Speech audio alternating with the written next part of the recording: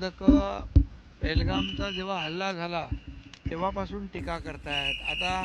आता ऑपरेशन महादेव काल झालं, 3 जे आतंकवादी त्याच्यामध्ये आपल्या लष्कराने मारले, त्या लष्कराचं मनापासून अभिनंदन मी काल केलेलं आहे, पुन्हा अभिनंदन करतो आणि खऱ्या अर्थाने आदरणीय प्रधानमंत्री मोदीजींचंही अभिनंदन करतो। मोदीजी म्हणाले होते कि भारताचा शत्रू दुनिया के किसी भी कोने में भारत का दुश्मन जीवित नहीं रहेगा आणि म्हणून ऑपरेशन महादेवच्या माध्यमातून ते काल आपल्या लष्कराने दाखवून दिले।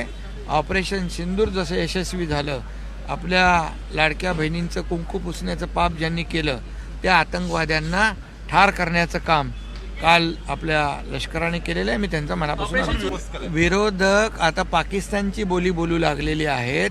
पाकिस्तानमध्ये त्यांना फेमस व्हायचं आहे, पाकिस्तानमध्ये त्यांना शाबासकी मिळवायची आहे पाकिस्तानची, आणि म्हणून ते या ठिकाणी असं करतायत की या ठिकाणी आपले जे सैनिक आहेत, सेनेचे जवान आहेत, त्यांच्या कामगिरीवर, शौर्यावर प्रश्नचिन्ह निर्माण करणं, याचा अर्थ ही काही देशभक्ती आहे का? हे पाकिस्तानचं प्रेम आहे आणि म्हणून याचा निषेध करावा तेवढा थोडा आहे।